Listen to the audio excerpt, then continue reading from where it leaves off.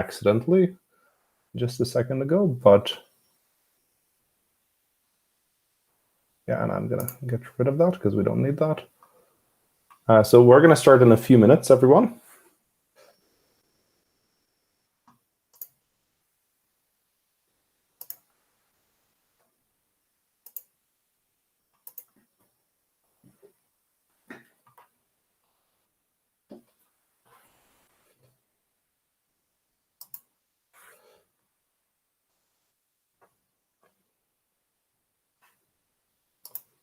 I'm just confirming that we are indeed live because we have all our speakers here. Just checking.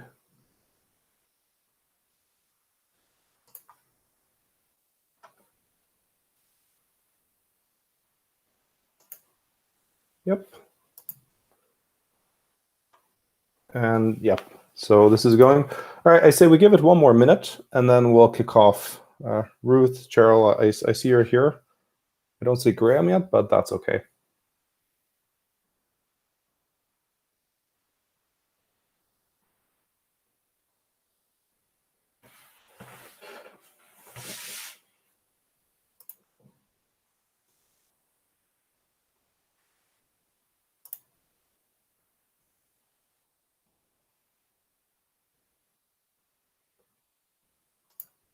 All right, I say we kick it off.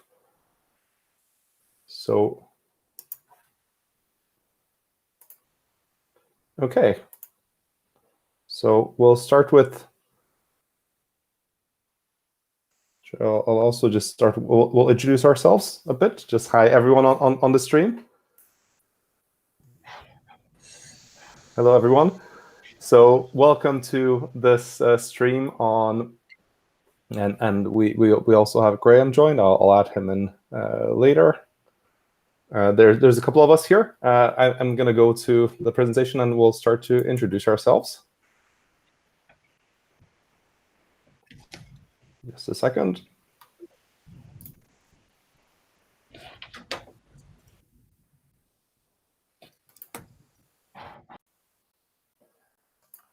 Okay. I'm going to stop a couple of videos. Adjust the setup and we're going to be off. All right. We have everyone. So welcome everyone to this session on engineering your CV, engineering your career, engineering your resume. We're going to be covering a couple of things today. We'll start with some housekeeping and some things that you should be knowing about.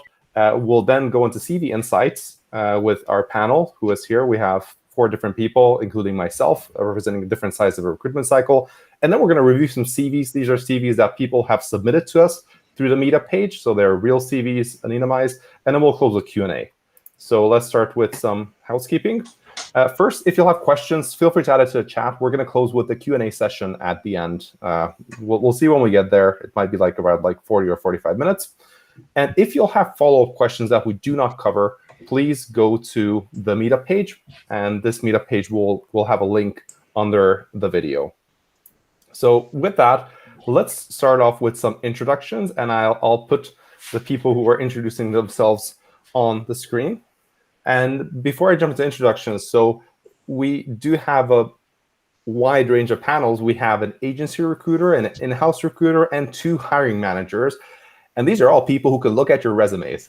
So when you submit to an application, either of these people, or in fact, all of them could look into. So as we introduce ourselves, we'll also talk a little bit about what you need to know about these roles. So as a first off, let me ask Cheryl to introduce herself, and let me put her on the screen as well.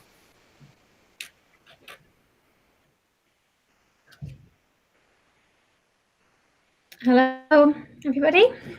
So yeah, my name is Cheryl Burns. Quick introduction from me. So I work for Reed Technology, based in Newcastle in the UK.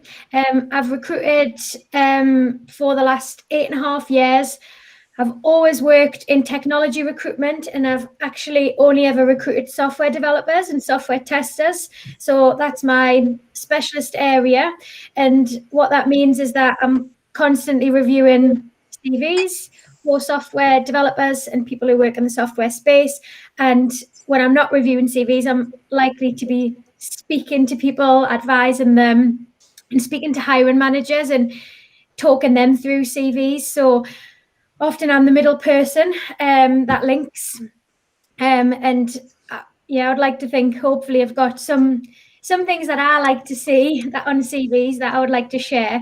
But I know everybody's got some really good suggestions and some really good kind of advice so to go through on here. So hopefully what I want you to get from it is to see what goes on behind the scenes. So when you submit your CV, what conversations are going on. If you were a fly on the wall, what would you learn? And yeah, this event, we've run it through my meetup group, which is Tech on the Tyne, and that's a software development led meetup in the northeast of England. And yeah, like to give something back to local community and give people the option to learn new things. So a bit different today because it's not a technical meetup, but hopefully you'll all get something from it. So thanks for coming. Awesome. Thanks very much. Thanks very much, Cheryl. And let's introduce Ruth, and I'm just going to share her.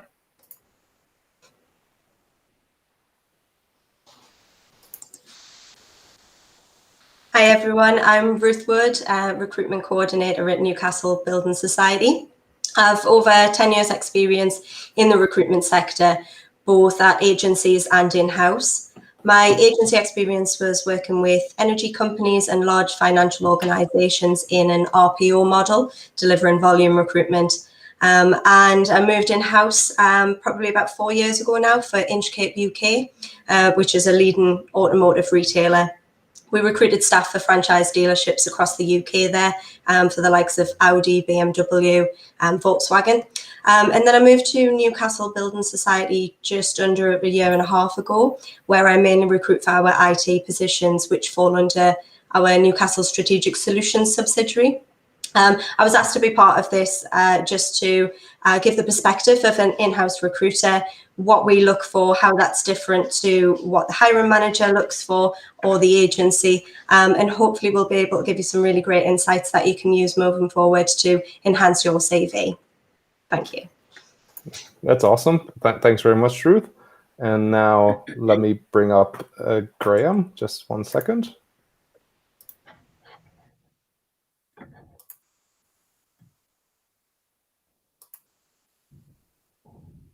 Sorry, stop mute there.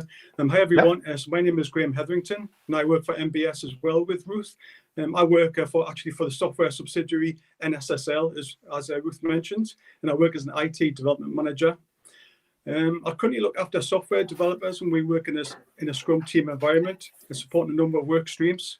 I've only been there for a short while after I moved from Virgin Money. However, through both employments, I have looked after recruitment, and I've been involved with it several times on different levels, from graduate intake all the way through to managers.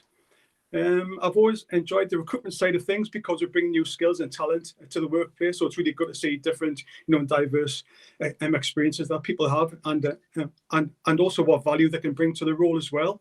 So it's really good to go through CVs and then to give you some insights as well, as to what we look for from an IT development recruiting hiring manager perspective. Thank you. Awesome. Thanks very much, Graham. And then let me do a bit of an introduction myself, and I'll bring myself up to the screen. We're just switching between screens here, so that's what you're seeing. Oh, where is my camera? Oh, here's my camera. All right. So hey everyone, I'm Gergely. So I've been software engineer for quite a while, and I've been a hiring manager for about 5 years, a bit at Skyscanner, and most recently 4 years at Uber in Amsterdam. So today I'll bring some of this hiring manager part to the table. Hiring managers work closely with recruiters and sometimes agency recruiters. Agency recruiters are the staffing agencies that we might use. So a lot of times when people think, oh gosh, the recruiter rejected my resume, it might have not been the recruiter. It might have been the hiring manager who set certain expectations, and we'll give a little bit of behind the scenes on how this whole process works. And with that, let's actually kick into it. Beforehand, if you're someone who currently does not have a job, I wrote a book called The Tech Resume Inside Out. It's probably the best book on software engineering resumes right now. It's not a big deal to do it because no one's writing books. The last one was written 10 years ago by Gail Lackman, called The Google Resume. But feel free to grab this if you've got a job. It's not free, but a lot of this content you can also find in blog posts, whatnot. So again, hopefully it helps for anyone who's either looking for a job or has graduated and is looking in there. We're going to kick off with some insights, some things that hiring managers don't find surprising and recruiters don't find surprising. But guess what? When you're looking for jobs, you don't know about these things a bunch of times. So, if these things are obvious, well, you're going to be the minority, actually. And let's start with how the hiring system works. Now, when you submit your resume, what do you think happens? Well, most people think, it kind of, your resume goes somewhere and a recruiter looks at it and you might get an interview. That's kind of true, but there's a lot more to the hiring process. Here's how a typical hiring process would look like at a big company where you get a lot of applications. Let's say a grad role at a large tech company or just a large company that's popular. When your application comes in, it starts with the applicant tracking system, which a lot of people would be afraid of, and they think the robots filter it. It's nothing. It's a filing cabinet. Every single application will be kind of filed away digitally so that people can process it and look at it. Then a recruiter or a hiring manager or someone will look at it. At large tech companies, it might be recruiters, and they're going to screen the resume. They're going to read through that. And after the resumes that have gone through and they kind of look good for the position, they might do a callback. And then that's where the kind of hiring process starts, with the technical screen, with the on-site and the offer. We're not going to go into those parts of the system. But what is important to know is you saw that massive number, 250 applications for a role. And out of that, you'll probably have 20 on-sites. And these are kind of, you cannot generalize the numbers, but I have seen similar numbers like this. It's worth keeping in mind that depending on the type of company you apply for, you'll see different things. And what I mean by that, just an example, for big tech, it's not uncommon to see these kind of numbers, especially for less specialized roles. So like 250 resumes for a role, or even more, 500. I think Basecamp shared that when Basecamp is a company that hires, they pay San Francisco salaries for remotely. They have a great work culture. Whenever they post an opening, they get more than 1,000 resumes. So these popular and companies that are known to pay well and are great places to work will see an insane amount of applications. Smaller companies and startups usually see a lot fewer applications. So I've talked with several recruiters. Some actually see barely any applications, and these are the ones that they might be good places to work at, or they might have just raised funding, but no one knows about them. And a famous story is how the first mobile engineer got into Uber. There were just no applicants, and they hired him because he was good enough and he actually applied. They couldn't find anyone back in the day. And then there's also, let's not forget, the kind of mid-sized companies, and also companies that might not be big tech. They typically don't see that many applications as the big tech companies, and they might also have a different, they might be looking for different skill sets. They might not be as fixated on having an amazing resume and so on. So just keep that in mind as you're applying. And one more thing that is really worth taking into account. People really focus on the contents of their resume, and that's a good thing. But there are some things that might be more important than just the contents of your resume. And these are things like having a referral, or being local, or not needing a visa. And now all of this has to do with how companies want to hire people, and they want to hire them quickly, and they want to hire people who are not likely to leave. So if you have a referral for someone who works at a company, that means you're actually more likely to accept the possible offer. And it also means you might be a better fit. So they will prioritize that. So as a hiring manager, if I have 100 resumes and of those 5 are referrals, I'll probably prioritize the referrals. Then companies will prioritize local candidates. And this is true even during COVID. So if you're a company in let's say, Newcastle or in Amsterdam, you will, in Amsterdam, we will prioritize candidates who are based in Amsterdam already, because we know that they will probably take the job. They don't have to move, and we don't need have any paperwork issues. Now, some companies are changing this during COVID, and they're being a lot more open to remote. Those companies will also see a lot more applications. And the next one is visas. And this is true even for COVID or not COVID. Certain companies are set up to employ people in certain countries. They might not employ contractors outside. And in that case, visa is a big issue. And this is true especially for people, let's say, applying from outside of the EU or from certain countries. Like for American companies, it's very, very difficult to get visas for certain countries that are on the US embargo list.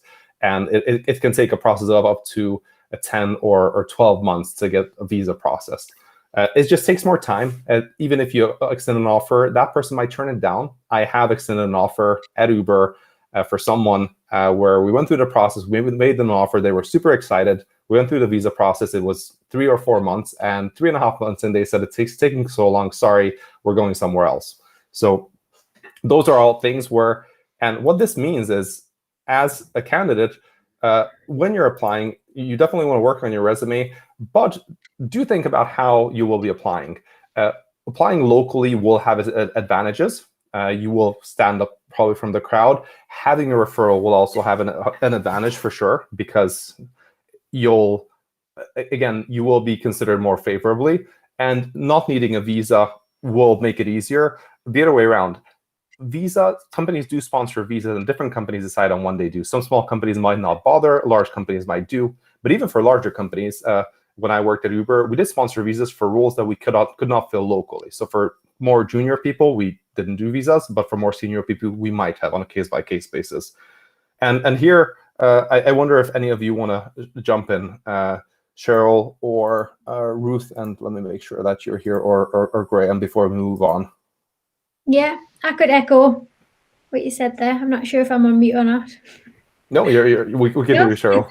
Okay, great. Yeah, I would echo that. So from an agency side, if I'm being paid, money up front or paid a fee for finding the best person for the job, it definitely makes it more difficult if someone is out of the area. So just to back up your local point there, because, I'm being paid to find someone, make it easier for the company. So I would always advise, if anyone is out of the area and you're not looking to relocate, or it's not clear on your CV you've got a genuine reason, I would always say you've got a better chance of getting the job applying directly to companies rather than through an agency. It's not always the case for some niche roles that are difficult to fill. If you do have a genuine reason to move to the area and you have a niche skill set, it's not like you'd never be considered. It would just be a lot more challenging going through an agency for that. So just from my side, again, it would echo the same as what you would say as a hiring manager in that case anyway. Yeah, I'd like to come in on this as well. So I think depending on the company that you're working for as well, or that you're applying to, they'll have different ideas about what they need. And I think with what probably the companies that me and Cheryl are working with, they're mainly working, on site, don't really have a big sort of off-site team. I know that's changing quite a lot with COVID, but historically that's probably where we've been. And so we're really looking at it from our perspective from that. I think when we're wanting to recruit quickly, we'll look for the best option, and that might be someone outside of the area, especially as we sort of become more accustomed to remote working. But we as an organisation do probably want people to come on site every so often and have a presence here, especially for the senior positions. We've also got to consider our company purpose, and our company purpose is really embedded in the community. So if you are in the region, you're likely to know about the work that we do, and also, have maybe some of the same shared values as well. I think it's got a lot more to do with than just values and being on site. There's a greater likelihood of someone staying with the company longer if they're established in the region. And as you've already said, they are likely to start more quickly in a role than someone who needs to relocate or obtain a visa, which is something we need to consider from a business perspective, really. How quickly we can fill the position will affect how we implement our strategic plans. So it is a real balancing act of obtaining the right staff, not just in terms of skill set, but culture fit and all of the other things that go with it. But ultimately, us as an organisation, we want to recruit staff who can support us in delivering the best service possible for our customers and clients. So we will consider anyone who's suitable for the role, but I think you're probably right. There is, you know, a bit of an edge if you are local to the company, especially if they predominantly work on site. Awesome. And with that, let's Hi, talk. if I can add something as well. Of course, Graham. Yeah. I was just going to mention, obviously, don't forget about the power of social media as well. Social media for me, when I was applying, you know, for the role at NSSL, was really important. You know, and also that is one of the ways that we use to advertise, you know, positions. You know, but don't be afraid to reach out to the recruiter. You know, see who the hiring manager is, to complement obviously your application through the CV. You know, just to check that you are suitable for the role, or just to, you know, maybe you weren't quite sure if the role was quite for you. So it's really important, you know, to reach out to get that additional context, to get the background as well. And also it might help you direct the format of your CV, you know, if you do have a conversation around exactly what the role is about. I have found that valuable, like a valuable experience. Awesome. Well, thanks for all the input. Let's talk about CV matching for the role. And I'm going to ask Cheryl to start with some of her thoughts on this one. And then we'll all chime in. I think I was going to sort of pick this one up. I know Cheryl. Oh, so sorry, Ruth. The other area. Yes. So I think matching your CV to the role is really important. Adapting your CV, it might sound like a chore, but at this level, when you're trying to reach the sort of senior positions, we wouldn't be expecting you to apply for hundreds of jobs. When you're just starting out in your career, trying to get your foot in the door, you might apply to lots of different companies. And so adapting your CV each time might not be practical. But when you're already established in your role and you're looking to take your career to the next step, it's likely that you will be seeking out a specific position, perhaps even with a particular company to apply to. And this is where changing your CV will be really beneficial. You should be doing a bit of research into the company, reading the job profile and the advert, and pulling from this the key requirements of the role. Tech stacks, for instance, you might look at a stack on an advert and think, yes, I've got all of the experience in that, so I'll apply. But what you should actually be doing is thinking, they've specifically mentioned this technology, so I'm going to make it clear on my CV that I've got that experience or knowledge. From a recruiter perspective, I won't have all of the technical knowledge, but I will have had a briefing with the hiring manager around the key things they're looking for in a potential candidate. So if I receive a CV and that requirement is clearly listed, I'm likely to put them forward for the role. And, you know, adapting your CV in other ways, so maybe for culture fit as well. You know, having the same values as we mentioned before can be quite important, and it should be important to the applicant as well as obviously to the company. If your values align with the company's values, then you could maybe highlight that in your personal statement. And I would say, like, you don't need to be obvious about that, but if the advert says that they're looking for someone who's forward thinking, then maybe you could mention how you like to keep up with advancing technology, maybe through self-study or attending seminars, tech seminars. That'll obviously show your connection and how right you are for sort of the position as well. I've seen loads of CVs over the years where the applicant has used the same CV for all of their applications, and it can be very telling. For instance, in their personal statement, it says they want to have a career in test, but then they've applied for a service desk role. I mean, immediately I'm going to think of it as a recruiter that this is not something they're really interested in. It's maybe a stopgap. We're going to have to recruit for this position in a few months when they've found the role that's right for them. So, them little things like that, they sound like basic mistakes, but I've seen it at all levels. And it really highlights the importance of adapting your CV for the role that you're applying to. The key to adapting your CV, I would say, would be to keep it truthful, but to make sure that the person reading the CV is aware of your suitability for the position. It's something that can really, make the difference. And I've seen it happen many times. Awesome. Anyone else want to chime in on this one? Because I'll just add a few thoughts similar to you, because I think, Ruth, what you said, like you mentioned that this goes all the way from, let's say, service desk jobs to everywhere.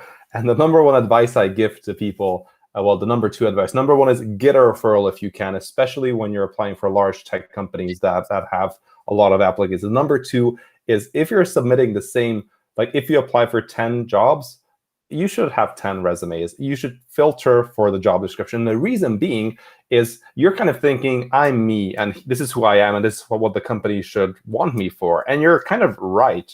But at the same time, as a hiring manager, I'm opening a role, and I know I need this Android engineer who will do this and this on this team, and maybe someone left, so I want to replace them. I know exactly what I want, and I will put it in the job description.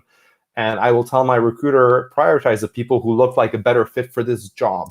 And in that description, again, some companies might emphasize things like, like having hands-on experience with testing or being interested in good engineering practices. Now, if you submit your same resume to a company that is talking about good engineering practices and one that emphasizes, let's say, Java, for the Java one, you probably want to put saying, oh, I have this much Java experience first. For the other one that is about engineering practices, you probably would just want to start with that. Just a small thing, changing the order, it can make a difference. And increasingly, the higher the competition, the more these things matter. If you're the only applicant and no one else is applying, people are going to read your resume and they'll probably give you a call anyway. But if you're in a pile of 100 applicants, if you took the time to tailor for that one, it will make a difference. It doesn't guarantee that you're going to get a call back, but just this is an important one to do. All right, so let's move on to personal statement, and I'm going to ask Cheryl to share your thoughts on this one. Sure. So when we first discussed this one, I just sort of realized people might have a different idea of what a personal statement is. So I think when we were talking about a personal statement about this event and what's important, we were thinking about a personal statement that would be included on the CV. So maybe like a personal statement or profile summary at the top of the CV. But I know some people do add an actual sort of cover note or personal statement as well.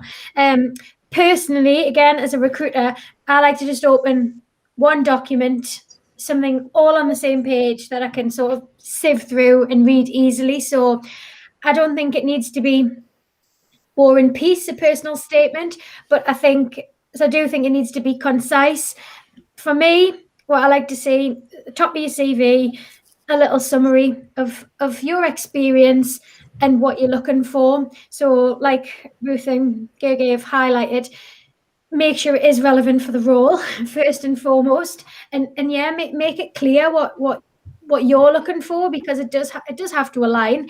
I know we've got some example CVs to run through that I've been looking at before, but things just that we can go through some real life examples. But as some general tips for personal statement, I would say avoid anything too cliche. So, you might be hardworking, reliable, trustworthy, but it does sound a bit boring. I know that sounds harsh, but it's what a lot of people put time and time again. So if you can try and think of something honest, truthful, but maybe something that's come from you more than just, a list of qualities that someone's told you would make you come across great on a CV. So if you can share something maybe about yourself, or, what your career goal is, how you like to work even, obviously make it relevant to the role, perhaps what drives you. I think they are a lot more valuable than a list of qualities that,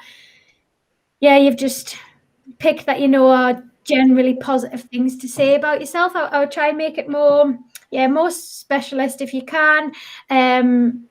Show personality, but don't go to the extreme as well. So I've seen some that, really might give too much information. So there is a balancing act, and I am aware that might be contradicting what I've just said. So yeah, show your personality, but not too much. But what you do have to remember is you want a company that suits you as a person.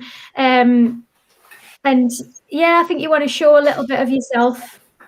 Yep. And hopefully that will align to that what the hiring manager wants to see as well. And if you're working with a good recruiter, they can, I'll give my candidates an insight on what I think, whether I think there will be a good match for the role, and if something would put them off. So for example, I give an example for development software role. I've got one client who I recruit for, notoriously difficult to please. But I know if I ask a candidate, when you're programming, how do you like to work? If they only want to put the headphones in and code away, that would be fantastic for a lot of companies. Not for this company. This company really thrive on collaboration and working together as a team, and they do pair programming, and that would put them off. So, I think it is important, if you want to get the role that's right for you, to be honest, share how you like to work, and make it personal. It's called a personal statement. So the cues and the clue is in the title. But that's some tips at the moment. We can go through more detail when we get to the CVs, but hopefully that helps. Yeah, and I just want to call out one thing that Cheryl mentioned here. You might have heard her saying that it's hard to please the client. Did you notice that she's talking from the perspective of the agency recruiter? And again, there's in-house recruiters who work for the company. Let's say you apply to Uber, you're going to get an in-house recruiter or an in-house sourcer. But if you apply, some companies, either people don't know about them and they don't know how to apply them. So if you live in Newcastle, you might use read.co.uk to connect with people like Cheryl, who would then look through your resume, and then they might call you back saying, hey, here, I've got all these different clients who are looking for positions.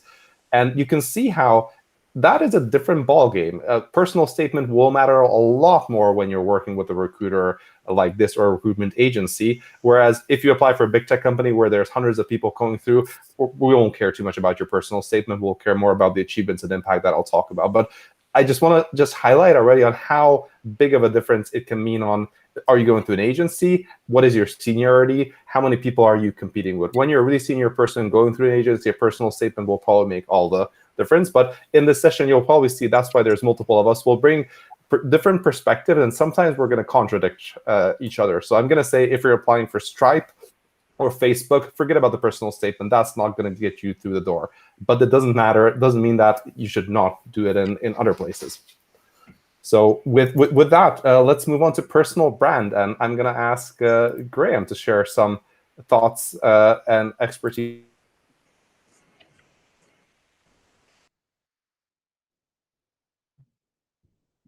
Oh, I think you've left me on the screen. No, Graham. Thank you. Personal brand. Yeah, so personal brand should, it applies not only for the CV, but also in the workplace and I guess outside as well.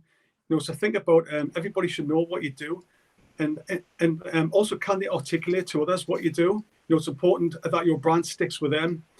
Other people on the forum, to spread the word on what you do as well. So make sure you stand out from the crowd.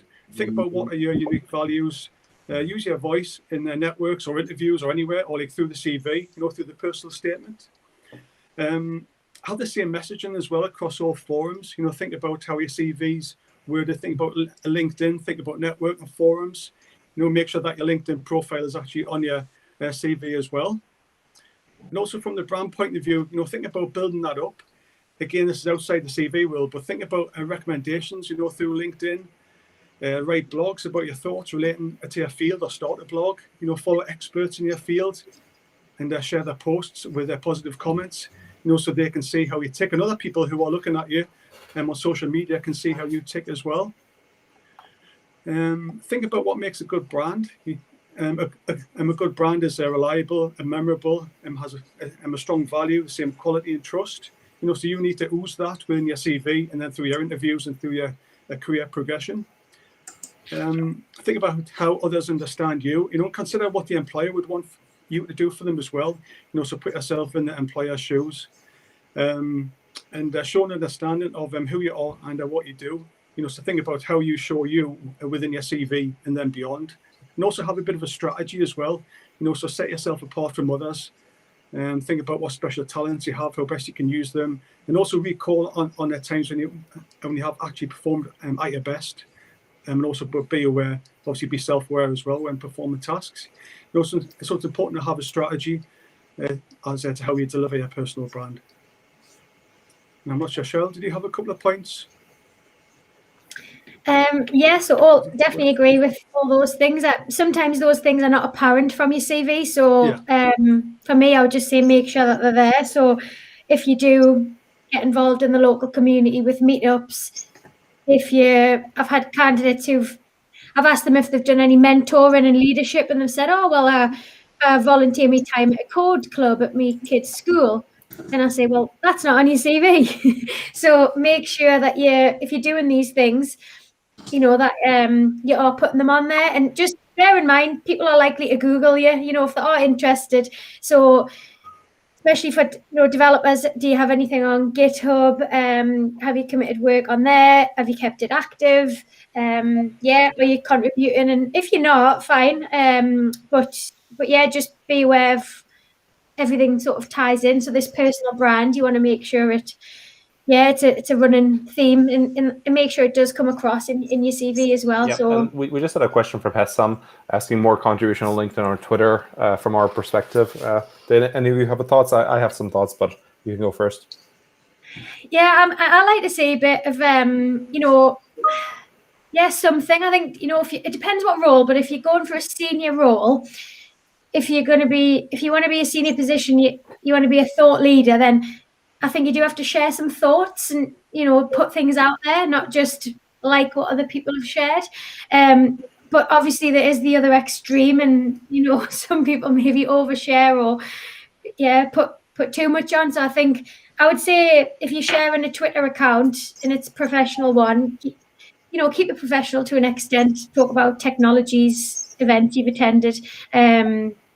I don't know how relevant it'll be sharing what you've had for your dinner or what your pet's up to, but but then again, some people like to see that. If you've got a same breed of dog as somebody, the hiring manager, it could work in your favor. So I don't know what you think about that, Graham. Yeah, sometimes it can show a bit of humanness, can't it? But obviously don't go too far with it. And for the LinkedIn part, the only two parts I have is, first of all, when recruiters search on LinkedIn in the recruiter one, when you have a more active profile, you will be closer to the top of the list, and that's for sourcing. So that can help you, especially when you're more senior, when you're more likely to be so-called headhunted. Following companies helps. So when you follow a company, you're actually ranked higher. So again, that helps you be found by what we call sourcers, who are dedicated people at large tech companies who are looking for people. So when we open a senior distributed backend system position, our sources will go out and look for these people. On the other hand, I think a lot of people underestimate how important or how effective like sharing things on Twitter or LinkedIn can be. They can be really good career boosters, but they're not going to get you into this dream company that you're dreaming of, like Google or Facebook or whatnot. They might actually help you connect with people who later they might have a friend who's doing a gig and wants something. You'll probably get a lot more of those. So I think like sharing your expertise, it doesn't hurt. It improves your writing. I think long form writing is underrated for software engineers. Very few people write insightful blogs. Sometimes interviewers pick up on that, but as with anything, you cannot expect that one single thing will make that difference.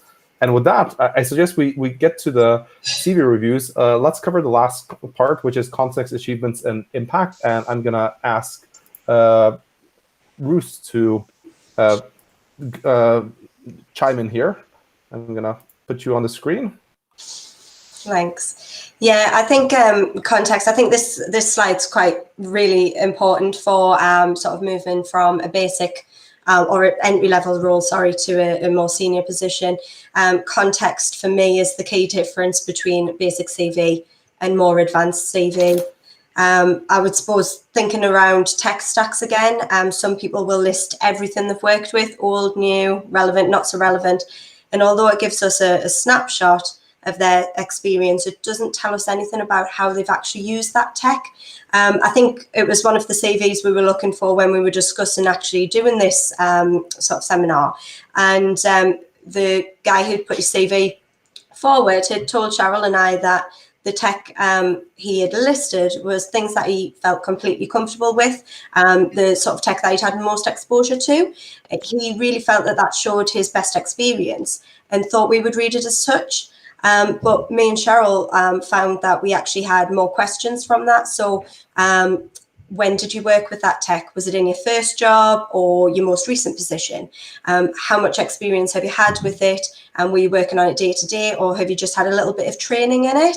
I suppose we look at CVs with a skeptical eye, challenging sort of the validity of the information provided to ensure that we are putting the best candidates forward.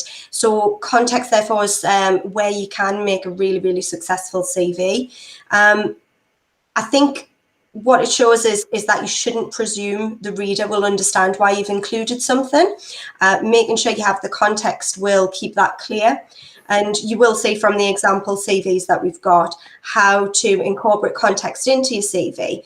And I would say there's definitely still room for listing your knowledge or experience, but providing the context around it will really enhance your CV and give you sort of a higher chance of being considered in a strong applicant market. Context is where you identify the value that you deliver in your role. So in the descriptions of your position, you should be acknowledging not only the day-to-day basic aspects of the role, but what you contributed while you were in that position as well. So for instance, instead of saying working with Azure and moving on to the next point, you should be saying working with Azure to do this, which resulted in this. And the context there will show your skills, the level that you're working at, your achievements, and the impact you had on the company as well. It gives the recruiter, so me and Cheryl, more of a reason to advance your CV. And it gives the hiring manager a much clearer picture of your skills and how they would fit into the team and the role they're recruiting for, which would spark their interest in speaking with you further. Yep. And then for like one thing that I'd like to add here is on achievements and impact. And this is especially true for larger tech companies or larger companies that are they're very much about impact, about people getting things done. And examples are Facebook, Google, even probably Microsoft. At these places, engineers are expected to take initiative and get things done. And a lot of companies are like this, actually. Like the industry is changing. And what a hiring manager expects to see on resumes for anything that is above a junior level is to see that you have been proactive and you've helped the business achieve goals. And when I say the business, this can sound crazy, but yeah, if you worked, at a startup, like if you say that you've shipped a project or you built a complex project, that's nice, but did it move the needle, or how complex was it? Can you give specifics? And this is where having numbers is really important. Very few software engineers have numbers on their CV. How many engineers did you work with? How many modules was it? How many months did the project take? What percentage did you decrease error rates by? If you refactored a module or you move from a monolith, how many microservices? So like how many? And there's a lot of examples online for numbers that you can have. And being specific, talking about what technology you used in that project. Now that's relevant. A lot of people just list all the technologies that you know up there. But if you list, you can list it up there. But if you talk about what technologies you use at each role, that gives an idea for the hiring manager or the recruiter of how up-to-date you might be with that thing. And this is especially important if it plays in your favor.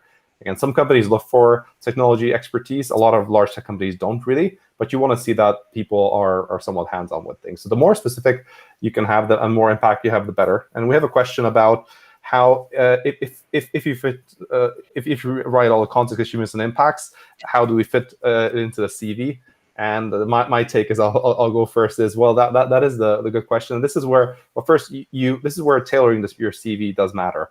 If you're applying for a company that is about distributed systems, let's say, a role, and you've done some of that, well, put those on there. If you're applying for a different one, which is more of a full stack role, and you've done some full stack, put those ones first and maybe list some of them lower. I have seen interns who are unable to, or junior engineers who just put everything, and you don't really want more than a few bullet points per thing. This is where you need to balance, and this is where tailoring your resume will really help. If you tailor for every position, you'll succeed. If you submit the same CV for everywhere, you'll ultimately fail, and it will be just quite crowded. And Tao, we're going to get into resume critique right after this one. So I think anything else, or should we just jump into resume critique? And a lot of this will be... yeah, I think it'll become clear when we go through the CVs. All right, so we're...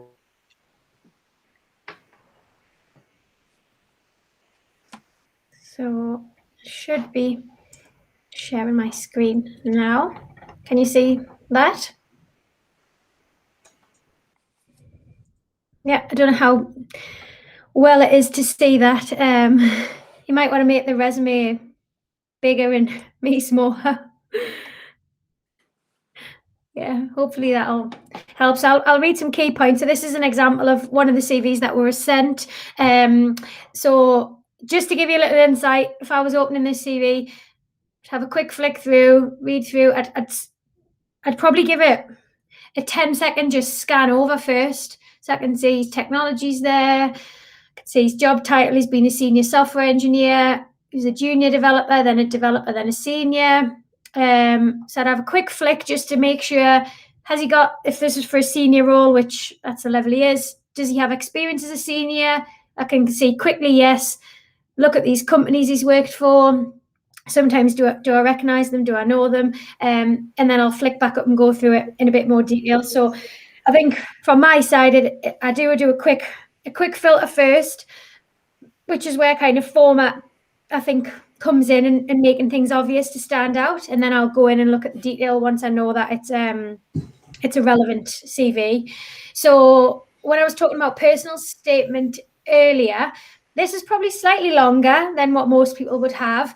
You probably can't read it all because I think it is a little bit small, but the reason why I picked this one, I like the personal statement. So he's got listed in here, it starts with, I'm a developer driven by quality of code and software. I'm continuously striving to improve myself and look for opportunities to help my team grow. And then further down, he said he likes to think about big picture questions like, how do we know if we're developing the right thing? And build a shared understanding of why. My career goal is to work into a team leadership role. And ultimately, I want to build cool things with cool people. So I picked this. I like this one because it wasn't generic. It's not, I'm hardworking, reliable, and passionate about technology. You know, you can see, you can feel the passion from reading that. And it gives a bit of an insight, you know, ultimately I want to build cool things with cool people. So I thought that was quite nice, human kind of touch as well. So I really like that start. I can see he's got the location clear at the top there. He's got a link to his LinkedIn, mobile number, email address. This bit's quite interesting from what Ruth was saying before. So I do like having a skills matrix, which is great. There's a lot on there. And when I've obviously seen this CV before, because I've looked at it before this event, but he only mentions the technologies here.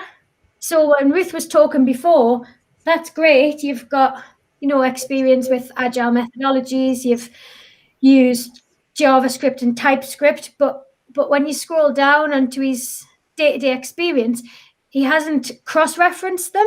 So our critique of this CV is, I think he needs to highlight where he's used what technologies. So whether that's just technologies used and put them in bold underneath each job, I think that would make it much stronger because I've actually got this person a job in the past and this was the CV that he presented and I liked it. I called him, but I asked him for more information. So yeah, I think that was my main critique. He does have a lot of the achievements that we've been talking about, which is really good. So he has gave context and talked about the projects that he's worked on. So just to improve quality by delivering continuous integration. He's talked about a lot of the sort of approaches that he's took, the type of architecture that he's used, and a lot about leadership. But actually, it doesn't really say how hands-on he is, because he hasn't included anything about the technologies, when I know that 80-90% of his role's hands-on. So what Ruth mentioned earlier, make it obvious, assume that the person reading it doesn't know what you do. And I did speak to the person who submitted this CV actually, and he said, "Oh, really? Like, I thought that was obvious." And actually, looking at it from your eyes, I can see why you might have thought that. The other thing, just to mention, he's put a lot of information here. He was at this company for a long time. He's got the dates clearly listed, which is good. I would say less information, more information on your more recent role, less information on previous positions in general, because that is quite a lot of information. But overall, I would say that's a good CV. It would definitely get past me and my desk, and it would get over to sort of Ruth and the internal team, and then Graham and Gerge would have it. So they were my kind of insights, things that I liked and things that maybe I could improve on. I don't know if anybody's got anything to add to that one at all. Yeah, I think I think the same with you. The skill set and the technologies and tools, it's great that he's got it on there, but the way that it takes up a lot of space, and then he hasn't told us any more context around it. So I would maybe make that shorter, make it a little bit more concise, and then maybe bring the technologies he's used and the skill set he has into the actual descriptions of his roles, just so we know where it aligns to, because we don't know in this area if he's used some of the technologies on there in his first or last role. So it would be good to know how much experience he does have in that technology. But yeah, I would probably still put this CV through as well. From a hiring manager perspective, do you guys have anything that you would like to add? Yeah, and a quick question, I think it shows a really good use of like the headline words, so it's, it always like starts off with like a bit of like a big hitter, in terms of like each of the bullets, from the current and the previous roles, like championed, transformed, improved, promoted, architected, led, facilitated. You know what I mean? There's no messing about with the statements. They're all, they're all really clear in terms of what this, in terms of what this person can deliver or has experience of.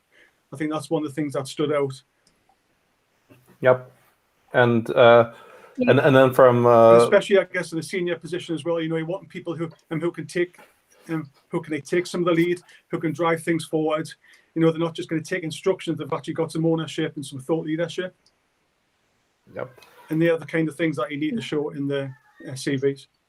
Yeah, and then just from my perspective, so first of all, the more senior you are, the more you can get away with, apologies, this is like going everywhere, the more you can get away with a bunch of like not having as well formatted of a resume. This like, it's hard to read. The personal statement is very, very long. But again, for example, if you go to an agency or recruiter, this might be fine because they will read it and there are not too many senior people going there. But yeah, a lot of buzzwords. The first page doesn't tell you much. So if this person was applying for a more competitive place, let's say to a Facebook or to a Google, they would need to tighten this up a lot.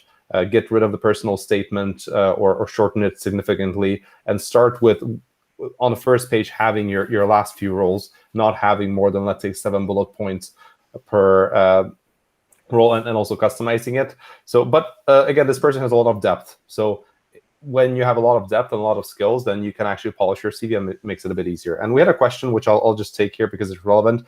Can the resume be more than 1 pages? Typically, this depends on the company as well. For US companies, usually up to a few years of experience, you should fit on one page. It's kind of the expectation. In Europe, it's a bit more loose, but for when you don't have much experience, so when you're out of college, it should just be one page. The more senior you are, the more it's fine to go longer. Typically, try not to go more than 2 pages, and make sure that on the first page you deliver the punch. So you have your latest experience, and you tailor it for a bit for the role. That's my take on that one.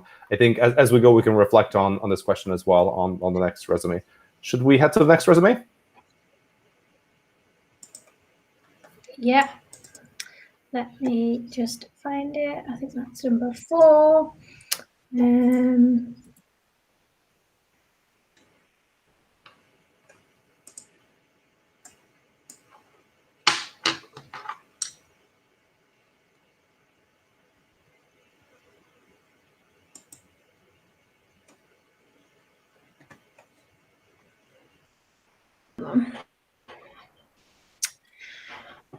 Yeah, you can tell I'm not the technical one on this webinar, but here we go. Number 2. Don't worry about it. So I think, Ruth, you're going to take the lead on this one. Yeah, so I think just to answer the questions as well that's been in the chat.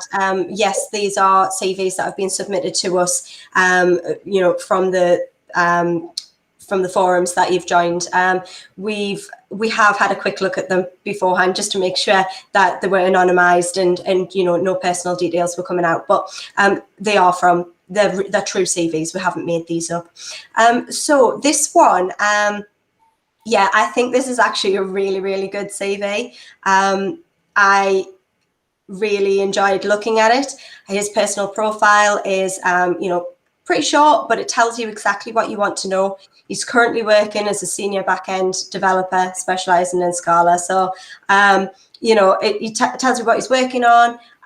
He's worked on high-profile services used by millions of individuals. So he's given the context.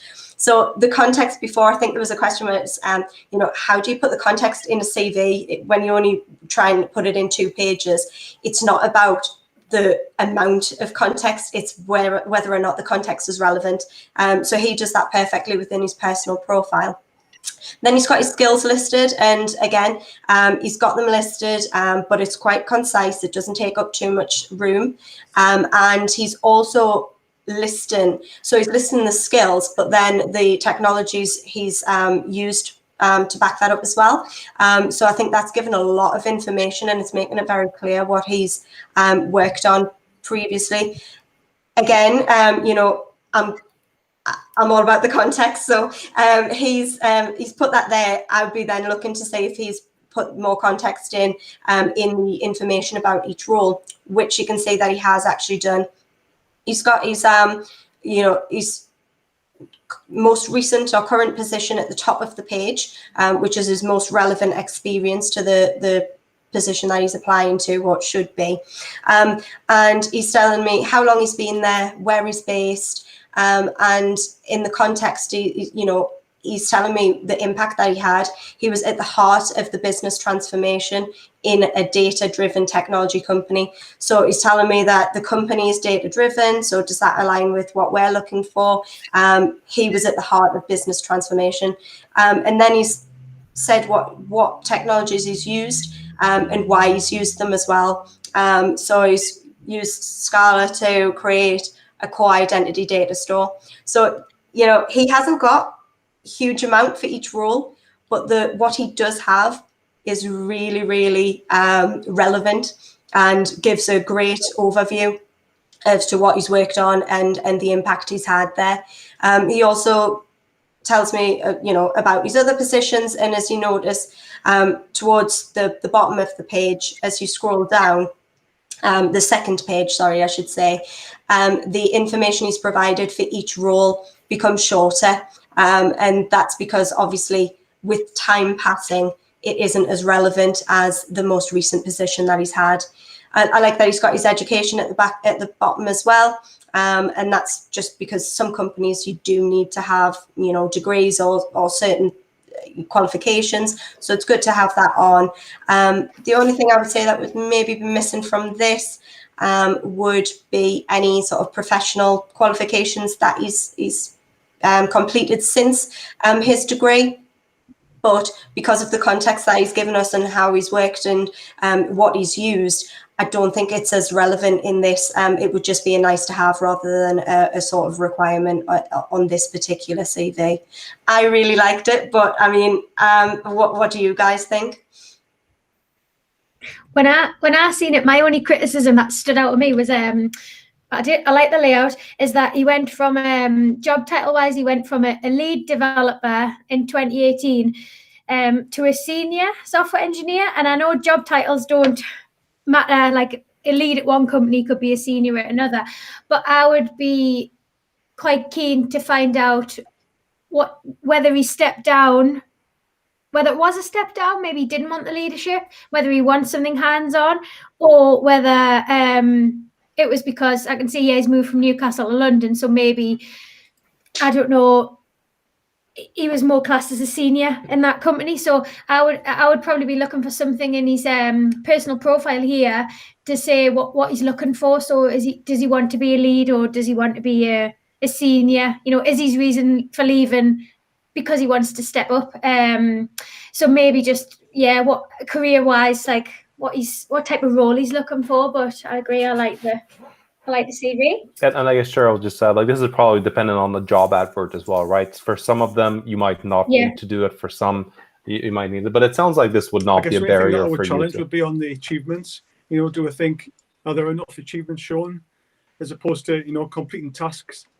So I think if I was giving somebody advice, I would say focus on the achievements, you know, that I can bring out of like each employment. Yep, and that's what I would. You know, did he change anything materially? Did he implement any new directions, or any upgrades, any new technologies? You know, think about things that you can, you know, really sell yourself at. Oops, apologies. We've just gone. We've lost your screen, Cheryl.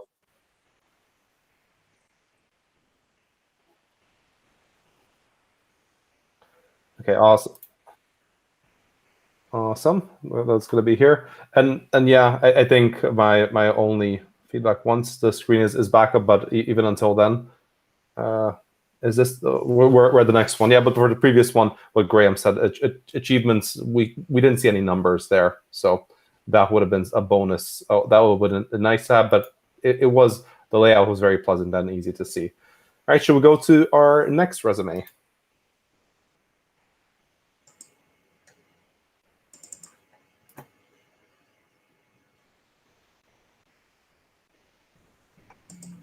So thank you for sending that. And we're going to have Graham go on this one?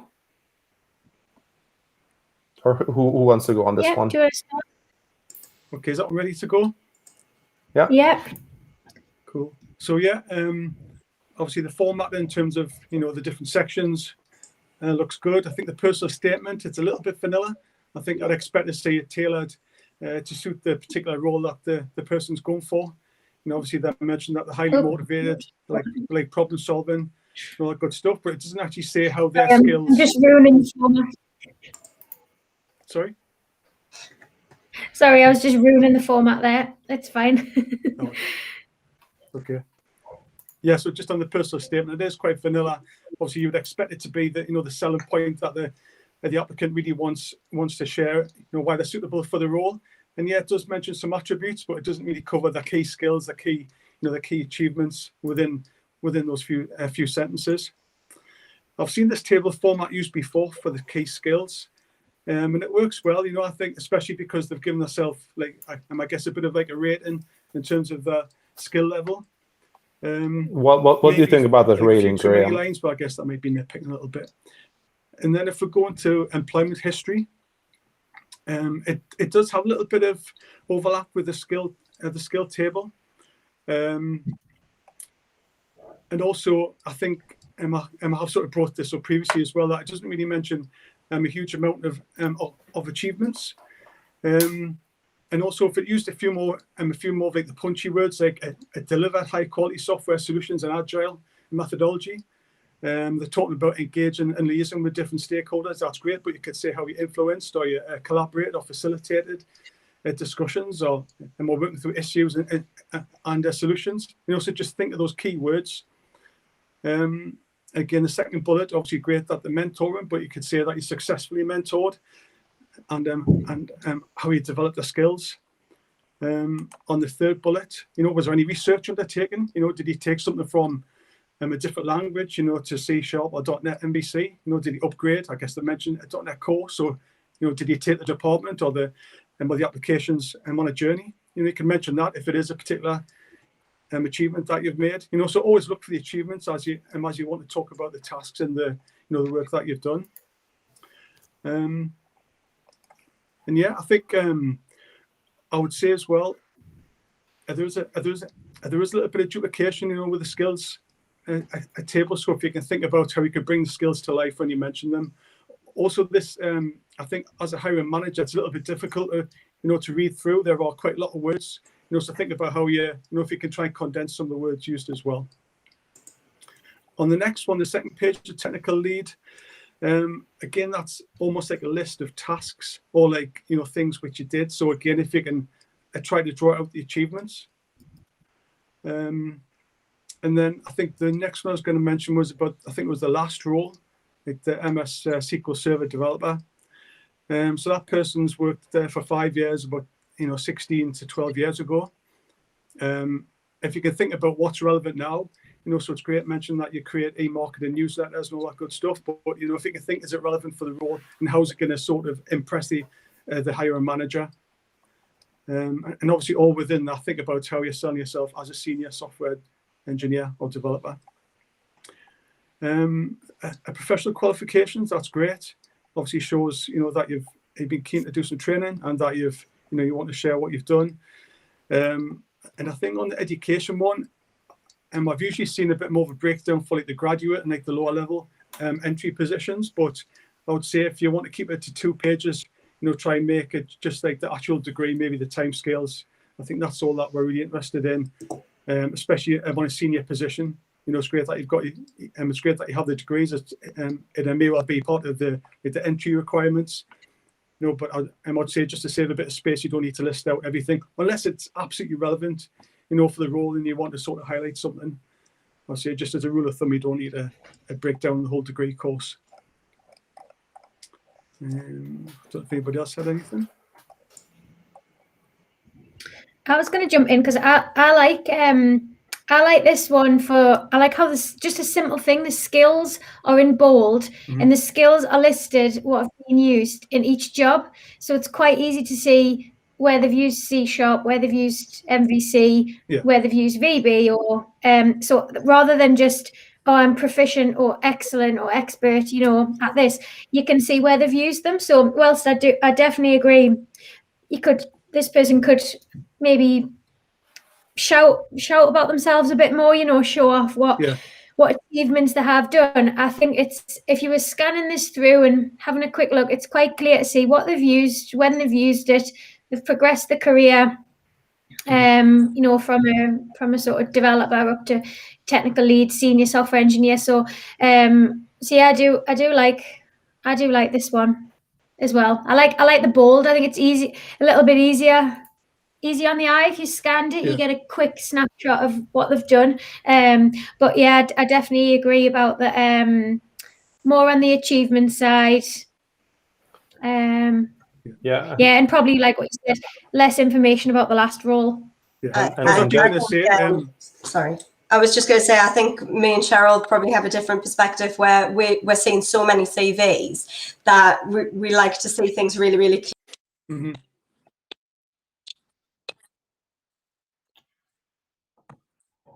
Sort of a different way, but it does make it quite clear. But I think if he's using it with providing better sort of context around his achievements, you can slip that in without having to make it bold, and we'll still be able to get the information from them. But with more of the information that the hiring managers would want to see as well.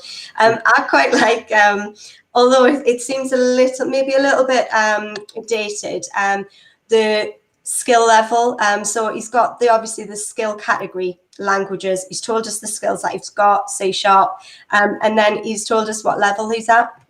I think this could be useful for sort of me and Cheryl in the fact that if we know that, we need we need Docker to be advanced level, we would look at that and say beginner, okay, he's not right for this role, but he might be right for another position that we've got. So we would know that, and maybe it's useful for us. So I think this goes to show that CV can be interpreted differently by different people, and it's just about getting that sort of balance between the two, making sure the information's there for the hiring manager, but making sure everything's clear for the sort of recruiter as well, who mightn't have the granular sort of technology background, but who has got an overview of the technologies that we're looking for. I don't think it's a bad CV by any stretch of the imagination, but there's definitely room for certain improvements, very much along the lines of what Graham said. Yeah, and sorry, I just wanted to add, I think for 7 years almost in the current role, I think you'd like to see a bit more than the current employment history. Yeah, definitely. Yeah, and then I'm just going to add a differing viewpoint here completely. I'm going to say if you're applying for any large tech company, this is a terrible CV. And this will go against anything you've seen for a couple of reasons. Like those companies don't really focus on the languages. This is a resume that has been written for someone, it seems, who is looking for specific jobs with specific languages. So this might be consultancies, this might be companies who value, who are a C# shop. You can see this person has there. When you're, I'm absolutely not a fan of leveling yourself, like judging yourself as skilled, expert, all those things. Just put anything that you're proficient with, and when you apply to these companies, this would be irrelevant. We just, like, those companies would assume that you know how to code in various languages, and then the bolding would work in your favor. So this just shows on how, depending on where you apply, a different format would work differently. And again, I think we're hearing different opinions, but for me, it's also, if you're applying for a large tech companies or startups or hip companies, this format screams that it's 15 years old, and it just shows that you're not keeping up with the latest, even formats. That table will, you will get on subconscious biases from your resume for some people potentially. So again, and the reason I'm saying this opinion because it varies from hiring manager to recruiter, which is why a lot of people will think, why is it so difficult to get a job? You're now hearing these 4 different people: the agency recruiter, in-house recruiter, a hiring manager, Graham, myself. Sometimes we're not agreeing on the same things even, and this is the reality of hiring, for better or worse. There is no perfect resume. This is why it is good to tailor for that given position. So with that, I think this might be a good segue into the last resume. If we can share that, Cheryl, and I'll do it. So this is a resume. There's been a question of do we have junior resumes, and this is the most junior resume we have. Or we can give a lot more feedback for people with more experience. In general, for people who don't yet have job experience or have less experience, you should get the book that I have. It's free for you. Just request it. You'll get it approved. That market is obviously the less experience you have, the more competitive the market is. Everyone knows that software engineering is a great place to be in. Tons of people are going into it. It's going to be an uphill struggle, and you will need to be creative and standing out in various ways. But again, the book will probably help you with certain things, and it's free if you don't yet have a job. So just grab it. So this is an Android engineer who submitted it, and it's from Iran, and it's from someone who has 3 years of experience. So the first thing that I glance on, and there's just one thing to add, is this person is from, let's say, outside of the EU and from a country that does have, unfortunately, very strict regulations, let's say, for US companies. So one thing is, not many people will have this, but if you're in a country, visas will work against you. And for some companies, they just might put you to the bottom of the pile, because it's not that you might need a visa, but you might need a very special visa that will be reserved for people who they really want to hire. And the other part is this person has 3 years of experience.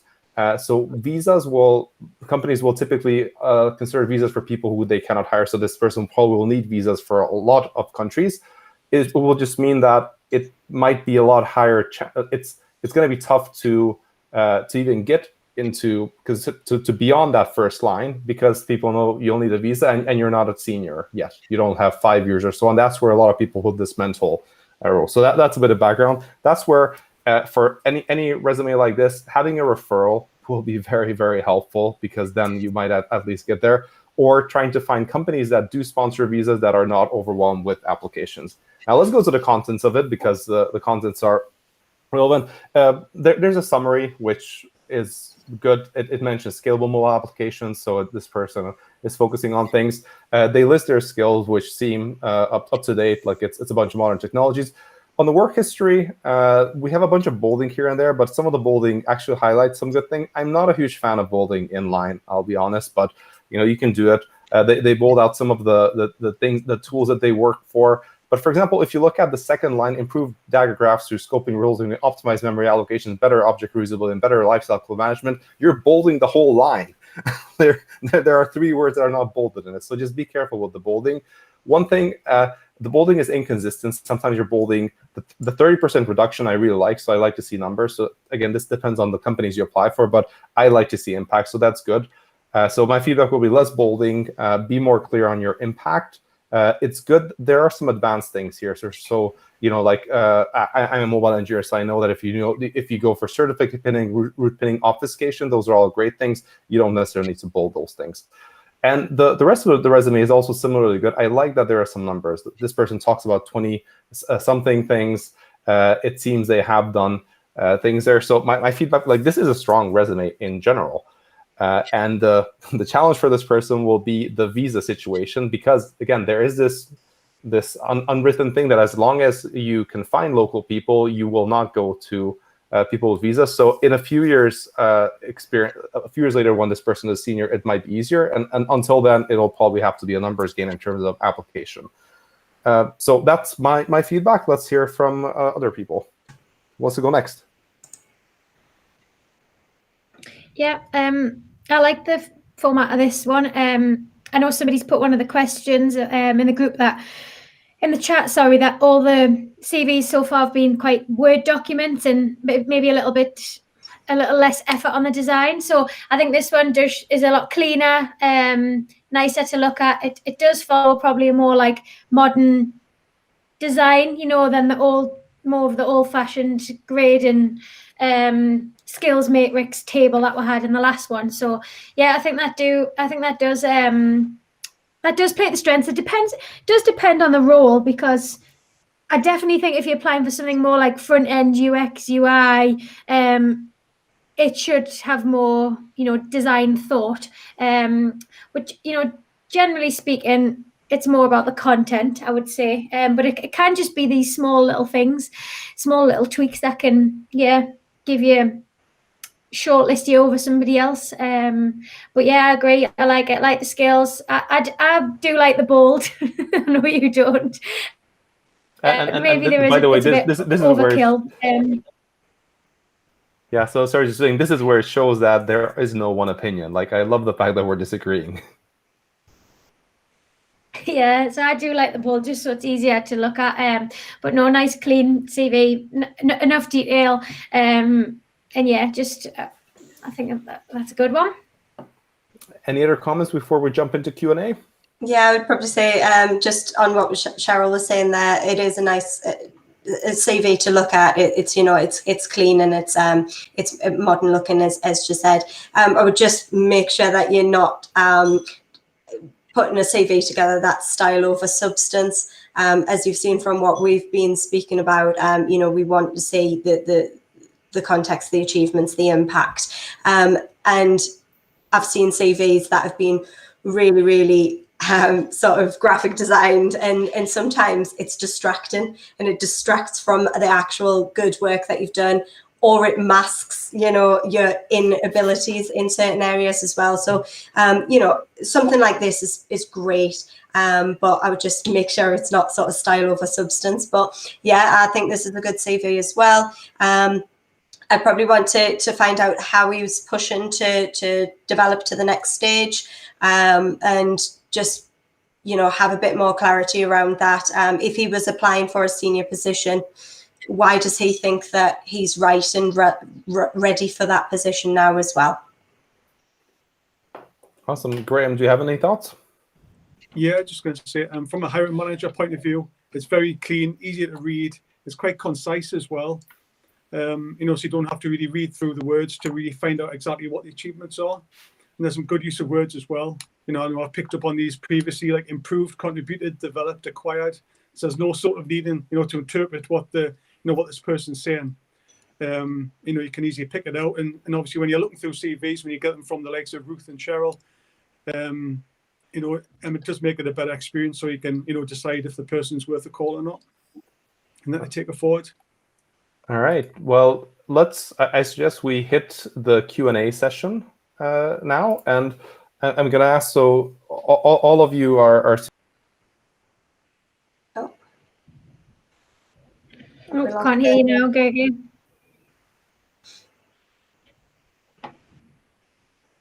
That might be my fault. I've just stopped screen sharing. Well, I think obviously he was going to say we'll throw it out to some of the questions that have been in the chat. So I've seen one from Bernard. He was saying that he has a gap in his CV because unfortunately he was let go from his position due to COVID. He's asked whether or not he should be telling us about that gap. Yes, absolutely. I would definitely put the reason why you haven't been working on your CV, just from a perspective of if I don't have that information, then I would just think maybe you'd potentially been let go for a negative reason, whereas obviously this was completely out of your hands. So just saying, you know, yes, I've got a gap in my CV, this is the reason why, and then things that you've been doing to help keep up to date with things while you've been out of work, that might be good to put on as well.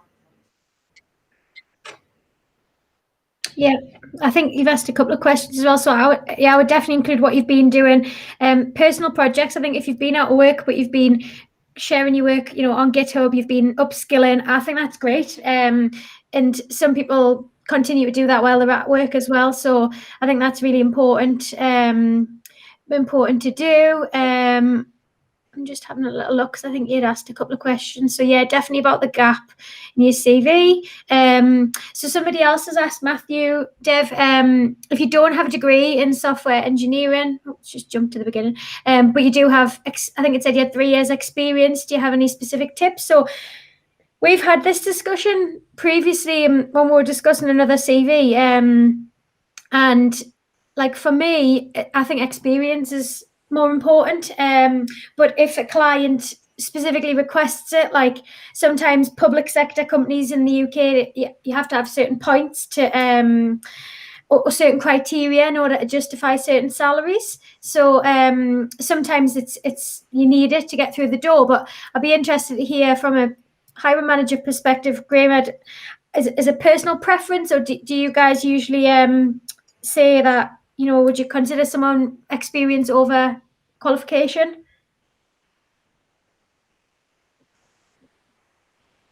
I think you might have gone off. I don't know if it's just me left here, but I'm still here, I think. Okay. But you can't see me though.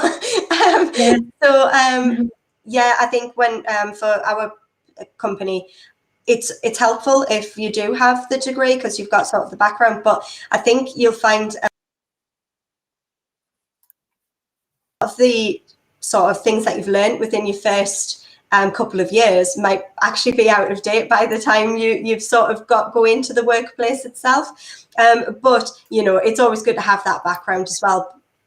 That being said, we look at experience more than sort of anything with regards to that. Certain roles will require a qualification, but not all roles. So, you know, having that experience is as relevant, just making sure that you've been clear about, you know, the level that you've been working at, and any outside learning that you've done, you know, professional learning that you've kept up with would be beneficial if you haven't got a degree to state on your CV.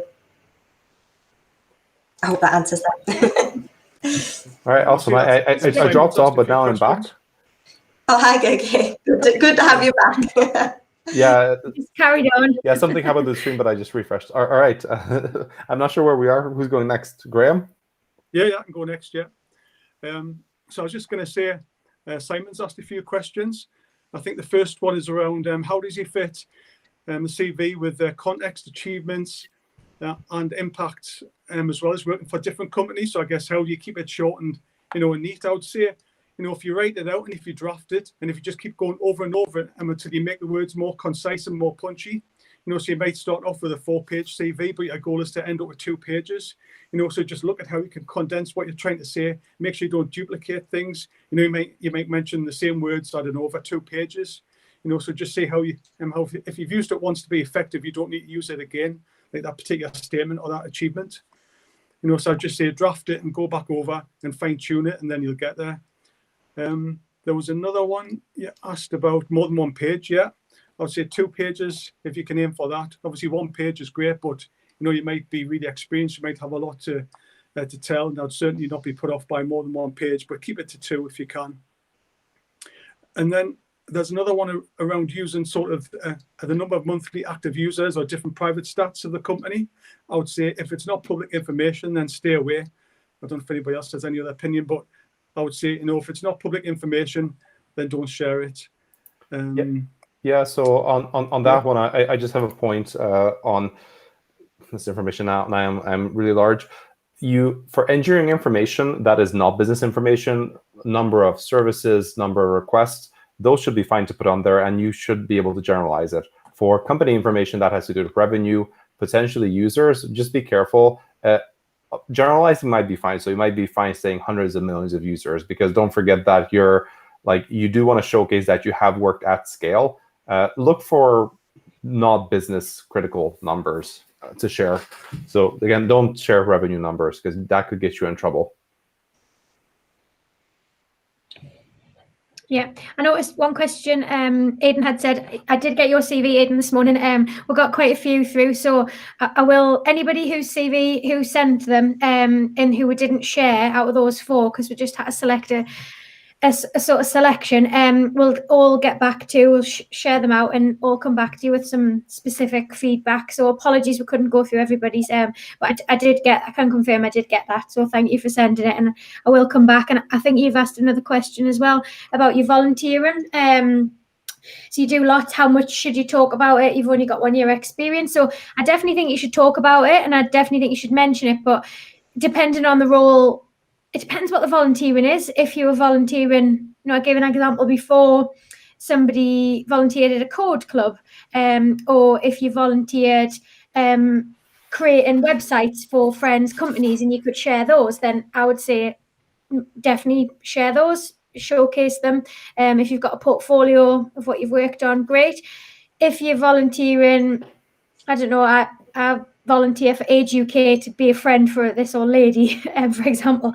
I might include, volunteered on that, but I probably wouldn't talk about. You've asked how much should you talk about it, so I would just mention volunteering and maybe 1 line about it at the end, or about hobbies and interests or something. I would only talk about it if it's relevant. Don't feel like you have to just fill out 2 pages for the sake of filling it up. I would try and keep it, show a little bit of personality, but keep it as relevant to the job that you're applying for, because you want to show that's where your passions are, rather than something else. So hopefully that answers that. Yeah.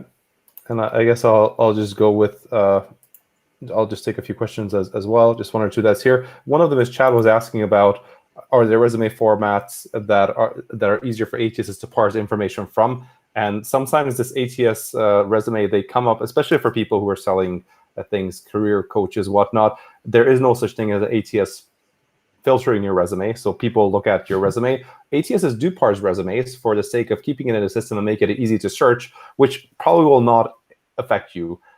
What that means is in the ATS, you could search for, like, I'm looking for a Java person or something like that. Usually just search for the name of the person to see if they're in the application line.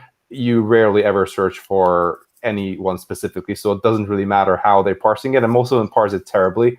and people know that. So like anytime you see something with resumes and ATS, just be mindful. Often people are trying to scare job seekers saying that robots are rejecting resumes. It's not. It's me. It's the hiring manager who's rejecting resumes, and as a recruiter, and after we've read it through, and it might be for a variety of reasons, there will be an automated rejection once we press the button to put it in into the status of rejected. Well, you'll get that polite email, but it's a person who's looking at it. And Amy Miller on YouTube is she's a recruiter at Google, Amazon, and I think another Microsoft as well. She keeps talking about, like, we haven't found a single recruiter who found these things. And any last question? I suggest we just do a few more minutes because we'll have to wrap up. So anyone? Yeah, I've got something to sort of add to that. Obviously, you're going through a process, and your CV is the starting point. Having a great CV is really going to get you to the next level, and then from there it's all on you, really, from the telephone interviews, video interviews, skills tests that you might have to complete. And I would say that with our company, over the last year, we've had some really, really good people coming through for our tech roles, and we've unfortunately had to, some people have not been successful, but it doesn't necessarily mean that they weren't a good candidate. It just means that there was someone who was slightly more experienced or had something that was slightly more relevant in their background to the role. We've had a lot of people who've been great and who unfortunately haven't got the position. So I would just say, have that confidence in yourself. Make sure it's clear on your CV. Make sure that you're giving yourself the best chance possible of getting an interview. And then even if you're not successful through interview, it doesn't really reflect badly on you. Ask for feedback. They'll give you feedback, where they can. And a lot of the time you'll find that the feedback is that there was just something small that, prevented you from, getting that job offer. So you can use that feedback and move forward with your next interview. Having the CVs, the best starting point, but sometimes you're just not going to get the role and it might be out of your hands. So I would just say, not be too disheartened when things don't go as you'd hope. And I think that's a good wrap up, Ruth. So if we did not answer questions here, we didn't get to some of them. Maybe, Cheryl, we can try to collect some of them and post it. I'll see if I can save this one, post it on the Meetup group. If we cannot save it, I'm not sure if we can. Please send it on the Meetup group, and we'll try to just get an answer back. And we'll work with Cheryl on getting some feedback on the remaining resumes that we were not able to do. We'll see if we can do a quick huddle, but it's not going to be a live session. I want to thank everyone for attending, and just as a reminder, like the reason we really wanted to get a varying perspective together, we do know job hunting is hard. I still remember when I first moved to the UK, I didn't hear back for weeks from recruiters when I thought I had a really good resume. The answers are, you don't really know why sometimes you're not successful, but there are people behind the process. We are some of those people. We all have different viewpoints. We're all trying to do our job well. And it is a tough system to get through. It does get easier over time. Once you get that first role, once you get that second role, once you get that senior role, and at some point people start to get upset with the recruiters and they start thinking, why am I getting those things? But we hope we were able to bring a little bit of transparency of how the system works. Hopefully you'll get some advice. And again, if you don't have your role just yet, please take the book. You'll be able to get it for free. And we hope you've had this was useful. And thanks everyone for showing up, both for the attendance and of course, Graham, Cheryl, Ruth. It was amazing to have you here. Thank you. Thanks for facilitating as well. All right, we're stopping this stream. Bye. Bye. Yeah.